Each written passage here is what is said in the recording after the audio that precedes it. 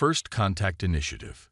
Commander Elena Santos stood at the observation deck of the UES Horizons, watching the quantum-fold drive's azure fields ripple across the ship's crystalline hull. After 15 years of development, humanity's crowning achievement was about to make history. The Horizons wasn't just Earth's first faster-than-light vessel. It was a testament to human ingenuity, carrying technology that had rewritten the laws of physics themselves. Final system check complete, Commander. Lieutenant Sarah Chen's voice came through the neural link. Quantum fold matrices are synchronized at 98.7% efficiency. We're ready for the jump. Elena touched the window, her reflection overlaying the distant stars. The specially engineered quantum blast felt cool under her fingers, designed to withstand forces that would tear conventional materials apart at the atomic level. Status of the First Contact Package. All diplomatic protocols loaded and ready, Communications Officer Marcus Wong reported. Cultural database, scientific exchanges, peaceful intentions manifest. Everything the UN First Contact Committee prescribed. Elena allowed herself a small smile. Humanity had dreamed of this moment for centuries, making peaceful first contact with an alien civilization. Now they would do it not as supplicants bearing simple radio messages, but as equals who had mastered the fundamental forces of the universe. The quantum fold drive was proof of that. By manipulating quantum fields on a macroscopic scale, it could bend space itself, allowing for FTL travel without the relativistic problems that had stumped scientists for generations. More than that, it represented a complete paradigm shift in humanity's understanding of physics. Multiple contacts. Tactical Officer James Rivera's voice cut through her contemplation. Massive spatial distortion at bearing 047 Mark 183. Reading. 15. No. 20 vessels emerging from some kind of FTL corridor. Elena's training kicked in instantly. Battle stations. Raise quantum shields but keep weapons cold. Let's not start first contact by appearing hostile. The crew responded with practiced efficiency as Elena made her way to the bridge. The Horizons might be primarily a diplomatic vessel, but it carried the most advanced defensive systems humanity had ever developed. The same quantum field manipulation that powered their FTL drive could generate shields that could theoretically withstand the force of a supernova. The bridge was a model of calm precision when Elena arrived. The holographic displays showed the emerging alien fleet, sleek vessels that seemed to be made of some kind of living metal, their hulls shifting and flowing like liquid mercury. Analysis. Elena asked, taking her command chair. Vessels range from frigate to dreadnought class, Rivera reported. Definitely military configuration, but their weapon systems appear to be powered down. They're arranging themselves in what appears to be a standard patrol formation. They're broadcasting, Wong announced. Wideband transmission, multiple frequencies. Universal translator is processing. Got it. A harsh, clicking voice filled the bridge. Attention unidentified vessel. You have entered space claimed by the Meridian Concordat. Power down your engines and prepare for inspection. Resistance will be met with immediate hostile response. Elena exchanged glances with her senior staff. This wasn't how they'd hoped first contact would go, but they prepared for less than ideal scenarios. Open a channel, Mr. Wong. Let's show them humanity's diplomatic face. Channel open, Commander. Elena straightened in her chair. This is Commander Elena Santos of the United Earth Ship Horizons. We are on a peaceful mission of exploration and first contact. We were unaware this region was claimed territory and apologize for any perceived intrusion. We would welcome the opportunity for peaceful dialogue and cultural exchange. There was a pause, filled only by the subtle hum of the quantum fold drive at idle. Then, your vessel's energy signature exceeds anything in our database. Explain this capability immediately. Elena could hear the fear poorly hidden beneath the demanding tone. She'd been briefed on this possibility, that humanity's quantum technology might be beyond anything local species had developed. It was a delicate situation that could easily spiral into conflict if handled poorly. Our vessel utilizes a new form of propulsion we call quantum fold technology, Alina replied carefully. It is based on principles of quantum field manipulation. We would be happy to share basic scientific information about this technology as part of a peaceful exchange. Another pause, longer this time. Alina could almost imagine the alien commanders conferring, trying to decide how to handle a species that had apparently mastered technology they didn't understand. Your vessel will submit to immediate inspection by Concordat forces, the voice finally responded. Any attempt to activate your quantum systems will be considered a hostile act. Alina's jaw tightened. The Concordat was clearly used to being the technological superior in any encounter. Finding a species with more advanced technology had pushed them straight to attempting to assert dominance. I apologize, but I cannot allow armed forces to board this vessel, Alina replied firmly. The Horizons carries sensitive technology. However, we are willing to provide detailed scans of our non-classified systems and participate in supervised cultural exchange at a neutral location. Your cooperation was not requested. It was demanded. The alien voice grew harder. The Concordat does not recognize the sovereignty of unregistered species. You will comply, or you will be compelled. Alina saw Rivera's hands hover over the tactical controls, but she raised a hand to stay him. They had one more card to play before this turned ugly. Perhaps a demonstration would help establish mutual respect. Alina said calmly, Mr. Rivera, please lower our quantum shields for exactly 5 seconds. Let them scan us fully. Commander. Rivera's surprise was evident, but he complied. The bridge crew watched as the alien vessels suddenly lit up with scan activity, their sensors probing every inch of the horizons. Alina counted down silently in her head. 5, 4, 3, 2, 1. Shields up, she ordered, just as the alien channel erupted with chaos.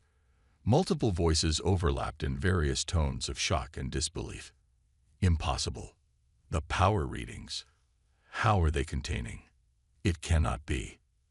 Alina allowed herself a small smile.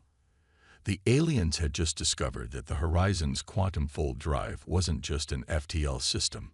It was a controlled quantum singularity, harnessing power that their sensors probably couldn't even properly measure.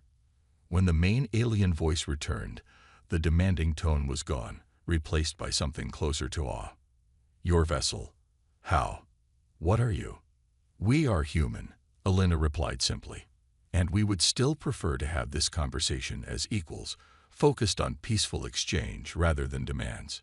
Shall we start over? The silence that followed felt different this time, filled not with threat assessment and dominance games, but with the first stirrings of genuine respect. Sometimes, Alina reflected, the best way to achieve peace was to make it clear that war would be a terrible mistake. Perhaps, the alien voice finally said, we should discuss this further. Our paramount requests the honor of speaking with you directly. Alina nodded to herself. Now they were getting somewhere. We would be honored to begin proper diplomatic relations. Shall we discuss the arrangements? As her crew began coordinating the details of their first peaceful contact, Alina looked out at the alien fleet, their living metal hulls now seeming less threatening and more fascinating. This wasn't how they'd planned first contact, but perhaps it was better this way. Humanity had announced its presence not with aggression or submission, but with quiet confidence and overwhelming technological superiority. The stars seemed to shine a little brighter through the quantum glass. Humanity had arrived on the galactic stage, and nothing would ever be the same. The nature of power. The Meridian Concordat's flagship, Eternal Dominion, was a marvel of bioengineered technology. Its living metal corridors pulsed with neural pathways, and its command center was a cathedral of organic computing. But right now, all that technological achievement felt hollow to Supreme Commander Vexrith as he studied the readings from the human vessel for the 100th time. Impossible, he muttered, his forearms moving in agitation patterns. Run the analysis again. His chief scientist, Dr. Clara, mandibles clicking in frustration, complied. Supreme Commander, We've run it 12 times. The results remain consistent. Their quantum singularity drive, it doesn't just bend space, it rewrites it. The power output alone exceeds our entire battle fleet combined. On the main display, the UES Horizons hung serenely against the backdrop of stars. Its crystalline hull seemed to mock them with its elegant simplicity, so different from the Concordat's biological engineering approach. But it was what lay within that hull that had thrown the Concordat's entire scientific community into chaos. Commander Santos, Vexrith spoke into the comm channel, trying to keep his voice steady. Perhaps you could explain how your species managed to achieve quantum field manipulation on this scale. Our records show your civilization only achieved spaceflight within the last century. Alina's holographic image smiled diplomatically. Commander Vexrith, humanity has always excelled at technological leaps. When we discover a new principle, we don't just apply it, we reimagine it. The quantum fold drive began as a theoretical physics paper about manipulating quantum fields. Within 15 years, we turned it into the heart of our first FTL ship. Vexrith felt his secondary hearts skip a beat. The casual way she spoke of such achievement. 15 years. From theory to practical application of technology that surpasses designs we've refined over millennia. Sometimes fresh eyes see new possibilities, Alina replied. We'd be happy to share some of our basic research. As I said, we're here for peaceful exchange. Before Vexrith could respond, a priority alert flashed across his neural interface. Fleet Admiral Zarkax was calling. The highest authority in the Concordat military rarely involved himself directly in first contact situations. This was unprecedented. Secure channel established, his communications officer announced. The Admiral's image materialized, his scales dark with concern. Supreme Commander, your preliminary report is disturbing. A single human vessel with power signatures that exceed our comprehension. Their technology contradicts our understanding of physics, and now they offer to share knowledge. The humans appeared genuine in their peaceful intentions, Admiral Vexrith reported. Their commander has been remarkably patient, despite our initial assertiveness. Patience born of confidence, Zarkax hissed. They know we can't threaten them. The question is, what do they want? No species simply gives away technological advantages. On another screen, Alina Santos waited calmly, her image a study in diplomatic poise. Vexrith found himself wondering what lay behind that composed exterior. Did she know the chaos she'd unleashed in the Concordat's highest levels? Admiral, he said carefully, I believe this represents an opportunity. The humans' approach has been consistently diplomatic. Perhaps instead of viewing them as a threat, everything unknown is a threat. Zarkax cut him off. Prepare a pro team. If they truly wish to share technology, they can prove it by allowing us to examine their vessel. Vexrith felt his scales ripple with alarm. Sir, with respect, that could be seen as an aggressive act. The humans have already declined direct inspection. Then they prove they cannot be trusted, Zarkax declared. No species achieves such advancement without conquest. They speak of peace while holding a sword to our throats. Proceed with the probe insertion. That's an order. The connection cut off before Vexrith could protest further. He looked again at Alina's waiting image, then at the horizons floating peacefully nearby. Everything in his experience told him this was a mistake. Supreme Commander, his tactical officer called out. Stealth probe is ready for launch. Vexrith chittered a curse in his native tongue. Commander Santos, he reopened the channel. Thank you for your patience. The Concordat leadership is processing your offers of exchange. Perhaps we could discuss the practical applications of your quantum field technology while they deliberate. Alina's expression didn't change, but something flickered in her eyes. Of course, Commander. Though I should mention, your stealth probe's quantum signature became visible to our sensors the moment you powered it up. I would strongly advise against launching it. The bridge fell silent. Their most advanced stealth technology, detected before it even launched. Vexrith felt his primary heart nearly stop. Commander Santos, It's all right, she interrupted gently. We understand the impulse to gather intelligence. But let me be clear. We designed our quantum detection systems specifically because we knew we'd eventually meet other spacefaring races. There is very little you could do that we haven't prepared for. The implications of that statement hung in the air like a charged particle storm. This wasn't just about the quantum drive. Humanity had developed their technology with interstellar politics in mind from the start. However, Alina continued, her tone warming slightly. We also prepared extensive scientific and cultural exchange packages. We genuinely want to share knowledge, Commander Vexrith. Not because we have to, but because we believe advancement should lift all species together. Vexrith found himself faced with a choice that would reshape the Concordat forever. Follow orders and provoke a species that could probably swat their entire fleet aside like insects, or trust in the offered hand of friendship, even if it came from a position of overwhelming strength. The probe team is standing by, Supreme Commander, his tactical officer reminded him. Vexrith straightened his spine. Sometimes leadership meant knowing when to disobey. Stand down the probe. Clear all weapons systems. He turned back to Alina's image. Commander Santos, perhaps we could begin with an exchange of cultural databases. I find myself very curious about a species that developed such power, yet speaks so earnestly of peace. Alina's smile reached her eyes this time. We would be delighted, Commander. And perhaps over that exchange, we could discuss why your Admiral Zarkax is currently mobilizing the Concordat's reserve fleet. Vexrith's secondary hearts nearly seized. They'd detected that too. The movement of ships dozens of light years away. Trust, Alina said softly, works both ways. Commander, shall we try for some? Looking at the human ship's crystalline hull gleaming with quantum energy, Vexrith realized that the galaxy had changed forever. The question was no longer whether humanity would reshape the cosmic order, but how.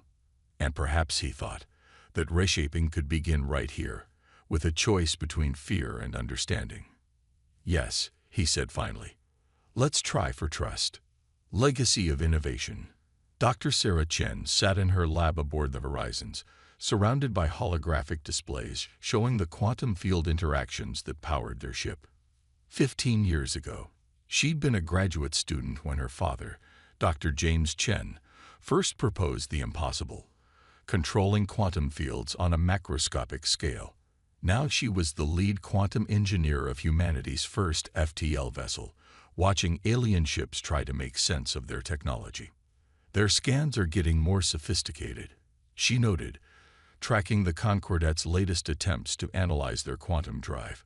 They're actually starting to ask the right questions. Her assistant, Dr. Marcus Webb, nodded as he adjusted their field harmonics. Should we be concerned? The more they understand, the more they might see us as a threat. Sarah smiled, remembering her father's words from years ago. Understanding isn't a threat, Marcus. It's an opportunity. On her primary screen, the quantum singularity at the heart of the Horizons pulsed with controlled power. The alien scans couldn't detect half of what it could do, and that was probably for the best. Humanity had learned early that the best defense was the one you never had to demonstrate. Dr. Chen. Commander Santos's voice came through the neural link. How's our guest doing?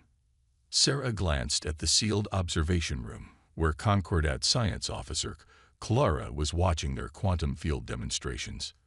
The alien's mandibles hadn't stopped twitching since they'd started showing her the basics of human quantum manipulation theory. She's processing, Sarah replied. I think we broke her worldview about 6 times in the last hour. But she's asking brilliant questions. The Concordat may be militaristic, but their scientists are sharp. Good. Keep her engaged. The more they understand, the less likely Admiral Zarkax is to do something unfortunate with that fleet he's gathering. Sarah's hands moved across her holographic controls, adjusting the quantum field demonstration. Speaking of which, the latest long-range scans show he's assembled quite a force. 87 capital ships, all with what they consider advanced weapons. Concerned, Sarah thought about the full capabilities of their quantum drive, most of which were still classified even to their alien guests. Not really. But I'd rather not have to show them why. The quantum displays flickered as another scan wave from the Concordat fleet washed over them. Sarah could almost feel their frustration. They kept trying to reconcile human quantum technology with their understanding of physics, not realizing that humanity had essentially rewritten the rulebook. Fascinating. Kalera's clicking voice came through the lab's speakers. Your quantum field cohesion should be impossible at this scale. The power requirements alone would be impossible with conventional technology, Sarah agreed. That's why we had to develop quantum cascade reactors first.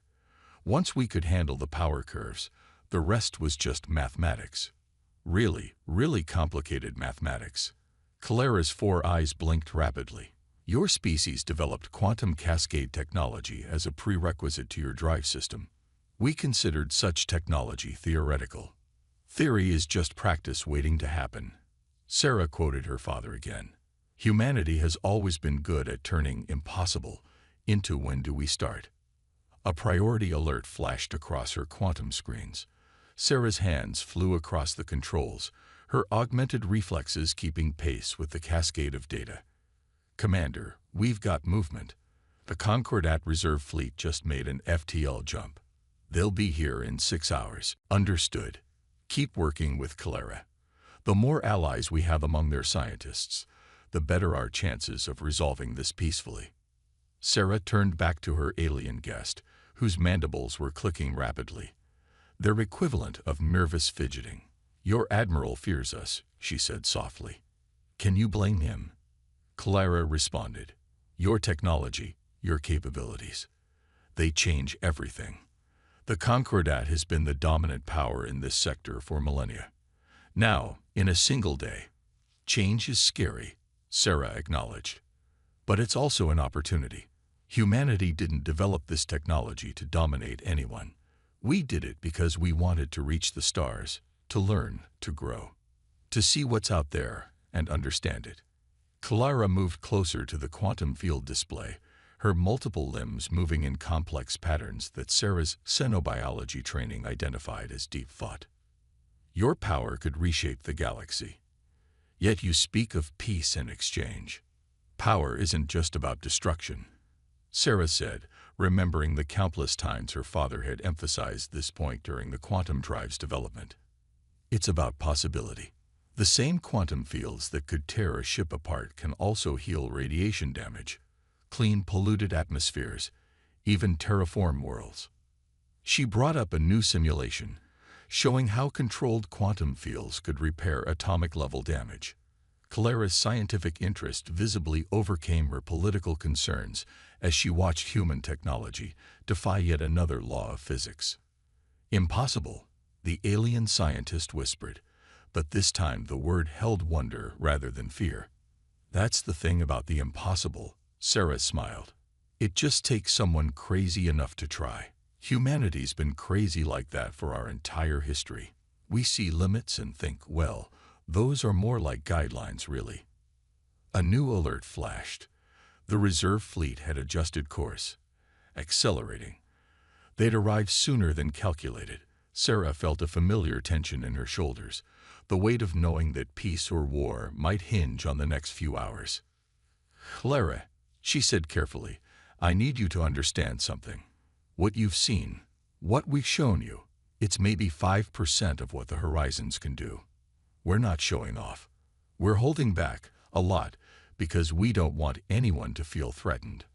But if your admiral forces our hand, the alien scientist's color shifted, her scales darkening with comprehension. You've been demonstrating basic principles, haven't you?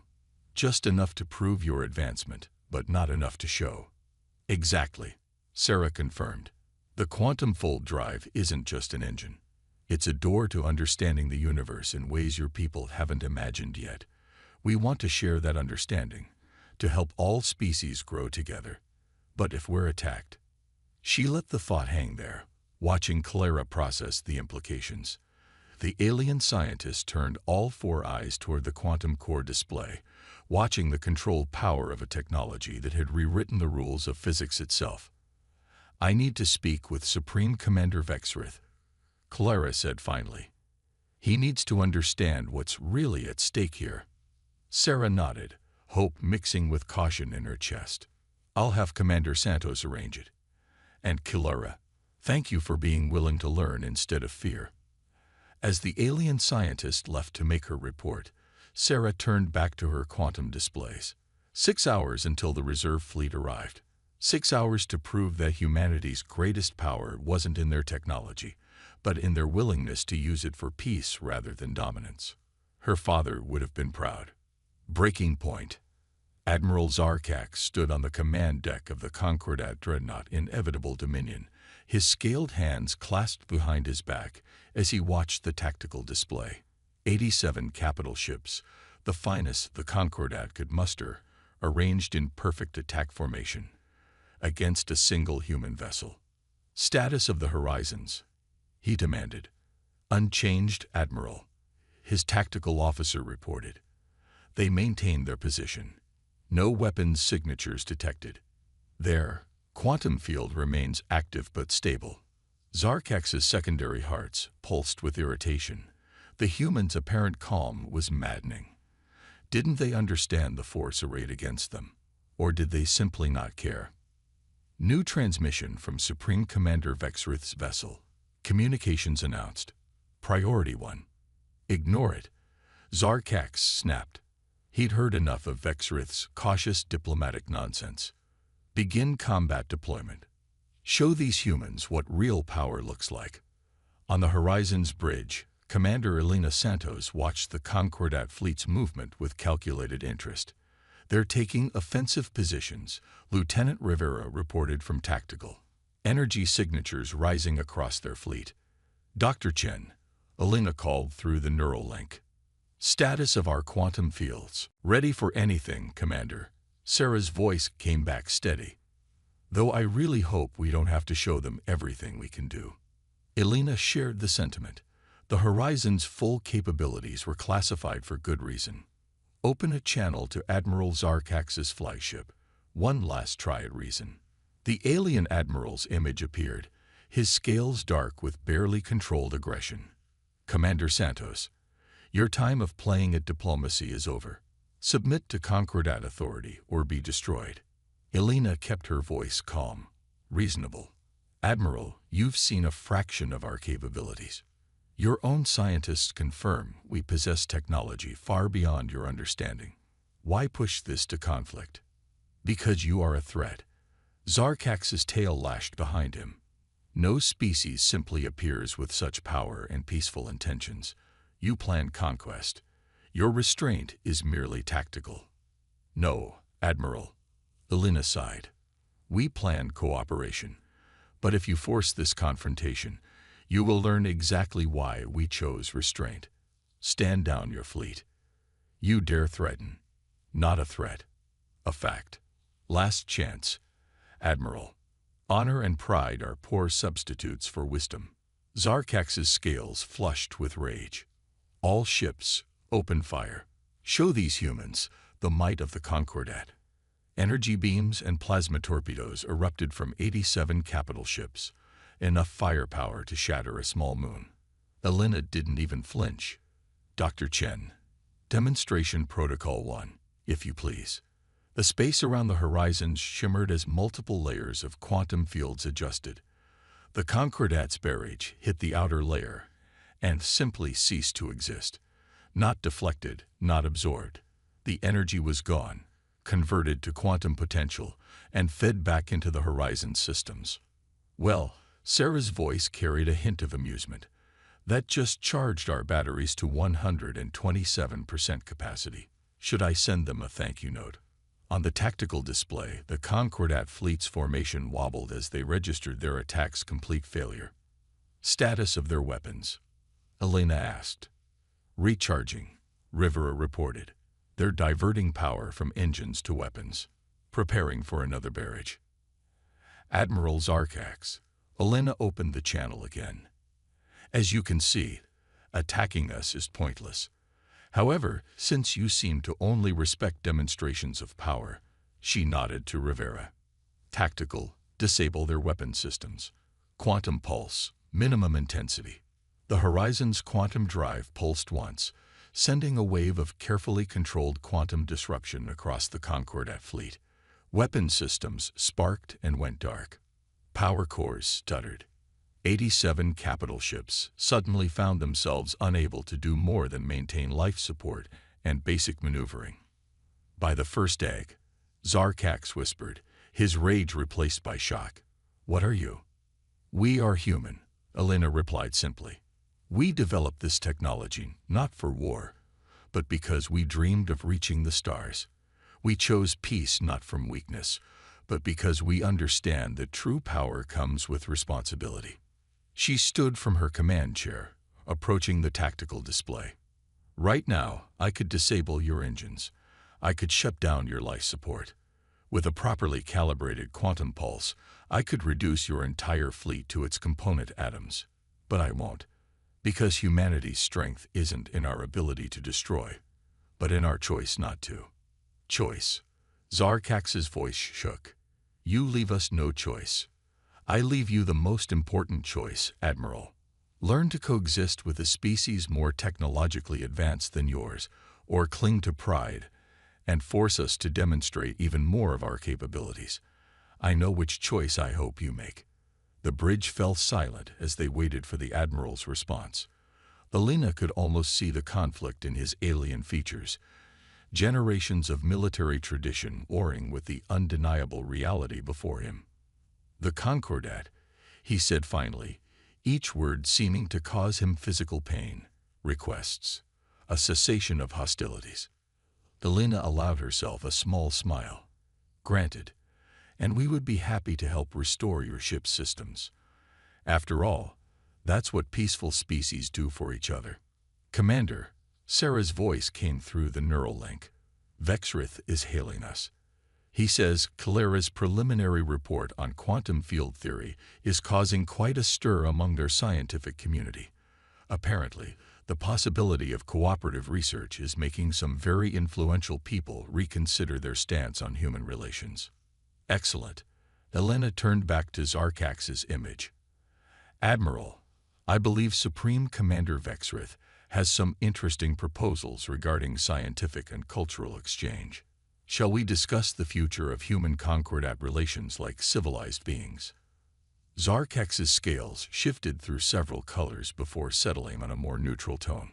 You could have destroyed us at any time. Yes, but that's not who we are. Humanity reached the stars not through conquest, but through innovation and determination. We'd rather lift others up than push them down." She paused, letting that sink in. "Now shall we begin again? This time with mutual respect rather than threats." As the Admiral struggled visibly with his new reality, Elena reflected on humanity's journey to this moment. They had developed quantum technology not to dominate, but to explore. Their strength came not from the power they wielded, but from the wisdom to know when not to wield it. "Your weapons," Zarkax said suddenly. "You could restore them." "Of course. The quantum disruption is temporary by design. We believe in defensive capabilities, not unnecessary destruction." The Admiral's posture shifted subtly, something Elena's stenobiology training identified as resignation mixed with dawning respect. Perhaps we have much to learn from humanity." "That's the best kind of first contact, Admiral," Elena smiled. "When everyone has something to learn." New dawn. 1 month after the confrontation, the UES Horizon's observation deck hosted an unprecedented gathering.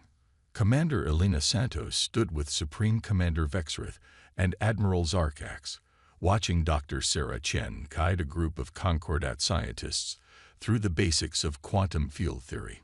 "Their enthusiasm is remarkable," Vexrith observed, his mandibles clicking in amusement as Calera bombarded Sarah with questions about quantum cascade harmonics. "In just 4 weeks, they've begun grasping concepts that reshape our understanding of physics itself." "Understanding comes easier when you stop fearing the unknown," Elena replied, noting how Zarkax's scales shifted color at her words. The Admiral had changed over the past month, his military rigidity softening as he witnessed the true potential of human Concordat cooperation. "We were blind," Zarkax admitted, his voice carrying none of its former arrogance. For millennia, the Concordat measured strength in weapons, in fleet numbers, in territories controlled. Yet here was humanity, wielding power we couldn't comprehend, offering friendship instead of demanding submission. Through the quantum-reinforced windows, they could see the joint research station taking shape. Human and Concordat ships worked together, their different technologies complementing each other as they constructed what would become the galaxy's premier center for quantum physics research. "The quantum principles alone will revolutionize our civilization." Kalera's excited clicks carried across the deck. "Clean energy, medical applications, environmental restoration. The possibilities are endless." Sarah caught Elena's eye and smiled. They both remembered the early days of the Quantum Drive project, when humanity first realized the technology's potential. Now they were sharing that moment of discovery with another species. "Tell me, Commander," Zarkax said quietly, "that day when my fleet attacked, how much were you truly holding back?" Elena considered her answer carefully. "Admiral, the quantum-fold drive doesn't just bend space for FTL travel. It gives us fine control over the fundamental forces of reality itself. What you saw was perhaps 10% of our defensive capabilities, and virtually none of our other applications." The Admiral's secondary hearts visibly skipped a beat. "And yet you chose to disable rather than destroy, to demonstrate rather than dominate." "Because that's the true test of advancement," Elena replied. "Not whether you can destroy your opponents, but whether you choose not to." Humanity learned that lesson long ago, through centuries of our own conflicts. On the main deck below, Sarah was showing the Concordat scientists a holographic simulation of quantum field interactions. The aliens' expressions of wonder reminded Elena of humanity's own first steps into quantum physics, the same mix of disbelief, excitement, and endless possibility. "The Concordat Council has approved the Joint Research Initiative," Vexrith announced, his tone carrying pride. "And not just for quantum technology. They want to explore all areas of possible cooperation: medical science, environmental engineering, cultural exchange. The beginning of a new era." Elena nodded. "Though I suspect some of your more traditional military commanders are still uncomfortable with the situation." Zarkax chittered what Elena had learned was the Concordat equivalent of rueful laughter. "They are learning, as I did, that true strength isn't about having the biggest guns or the most ships. It's about having the wisdom to know when not to use them." A flash of light from the quantum field demonstration drew their attention. Sarah had created a miniature model of a star, contained within perfectly controlled quantum fields. The Concordat scientists watched in awe as she manipulated its energy output with casual precision. "A month ago, that display would have triggered a military response," Vexrith mused. "Now our scientists see it for what it is, a doorway to understanding the universe itself." "Understanding is the best cure for fear," Elena said. "And cooperation achieves more than competition ever could." The demonstration concluded, and Sarah began answering detailed technical questions from her eager audience. The sight of human and alien scientists working together, sharing knowledge and excitement, embodied everything humanity had hoped for when they first developed the quantum-fold drive. "You know," Zarkax said thoughtfully, "there are other species in nearby sectors, some peaceful, some less so. They will react as we did when they learn of humanity's capabilities." Elena smiled. "Then we'll demonstrate the same patience with them. After all, we built the horizons not to conquer the galaxy, but to explore it, to learn, to grow, and to help others do the same. And if they choose conflict over cooperation," the Admiral pressed, "then we'll show them, as we showed you, that true power isn't about destruction. It's about having the capability for overwhelming force and choosing instead to extend a hand in friendship." Through the quantum glass, the stars seemed brighter somehow, Humanity had taken its first steps into a larger galaxy, not as conquerors or subjects, but as teachers and friends. The quantum-fold drive had given them the power to reshape reality itself, but their greatest achievement wasn't in the technology. It was in how they chose to use it. Commander Santos. Sarah called up from the demonstration area.